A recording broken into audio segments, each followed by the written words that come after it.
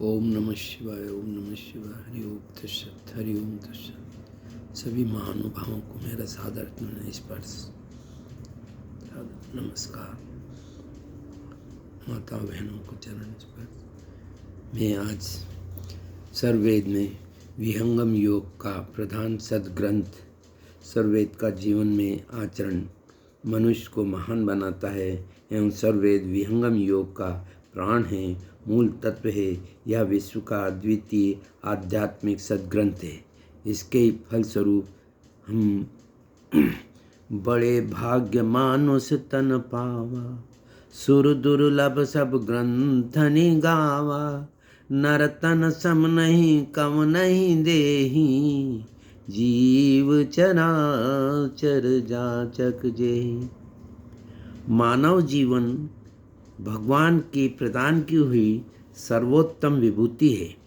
इसमें बड़ा अन्य वरदान नहीं हो सकता है, परंतु इसके साथ ही यह तथ्य भी विशेष विचारणीय है कि इतना बड़ा सौभाग्य उसे अकारण नहीं मिला है।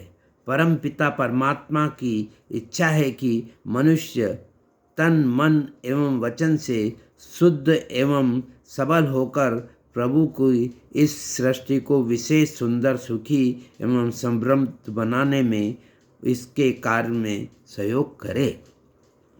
मनुष्य जीवन का प्रमुख उद्देश्य यही है कि वह ईश्वरमुखी होकर अपने आंतरिक दोषों से निवृत्त होने का सतत प्रयत्न करे। आंतरिक दोषों में से छुटकारा प्राप्त किए बिना मानव कभी शांति एवं सुख नहीं पा सकता है।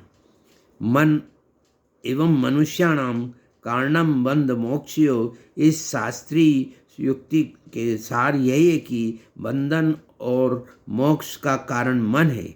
इस मन को निर्मल बनाया ही आंतरिक दोषों से निवृत्त होता है। मन में जैसे जैसे कुसंस्कारों से मुक्त होगा, वैसे स्वतः ही मानव के दोष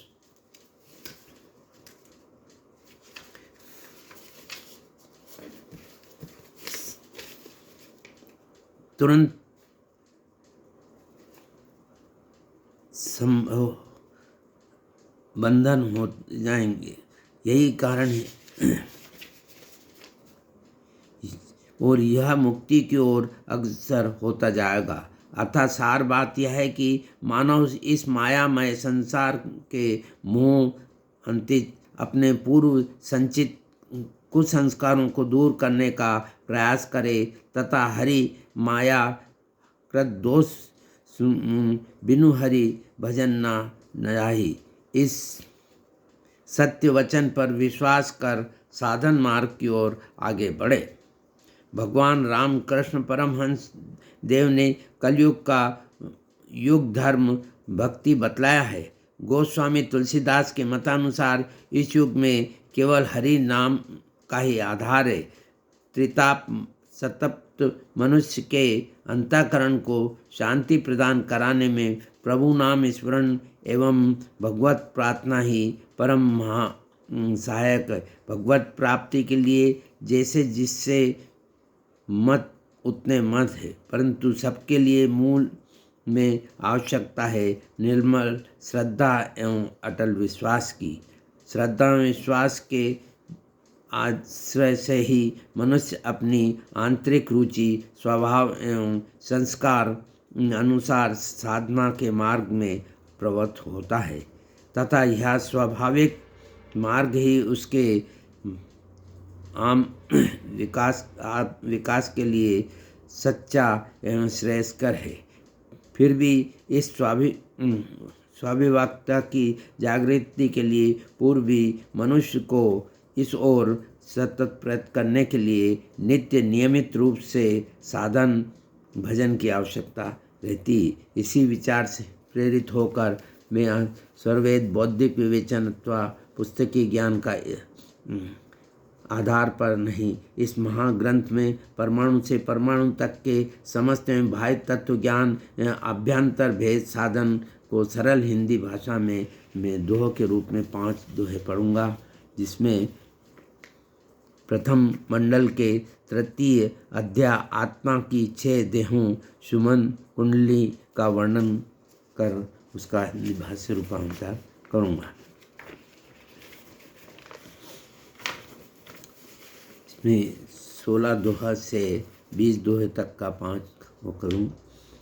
योग युक्ति से सर्पणी सुषमन मुख टल जाए, ऊर्ध्व द्वार नभ का खुले सुषमन तार समाए।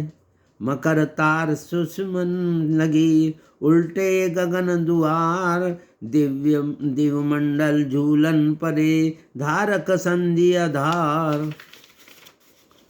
अनुभव सहज उत्थान में घर अधरा के पार, आसम अगम सुवास है स्थिर अचल विचार। ज्ञान शिखा पर दीप्त में दंड दंश खुलवाट, चेतन शुद्ध प्रताप में मिले महानद घाट। लीला अद्भुत अगम है अनुभव गमन अगाध, साहस बल सद्गुरु दया महाप्रलय कोई साध। इसका भाष्य में चेतन ज्योति ब्रह्म प्रभा के प्रकट हो जाने पर, आत्मा के समस्त शुभाशुभ कर्म नष्ट हो जाने पर बंद चेतन मार्ग मिल जाता है एवं आत्मा की शुद्ध चेतन शक्ति के प्रभाव से अमृत परमानंद को प्राप्त करने की भूमि प्राप्त हो जाती है। वैदिक कोश निघंटु में 10 कर्म को कहते हैं। 10 वैदिक शब्द है। विहंगम योग का अनुभव, योग समाधि की लीला आश्चर्यमय अनुभव गम्य अपार है। अपने परम पुरुषार्थ के प्रताप और सद्गुरु की दया से कोई मृत्युंजय अमर योगी महाप्रलय तक इस विहंगम योग समाधि में रत रहते हैं। ओम इति ओम नमः शिवाय, ओम नमः शिवाय।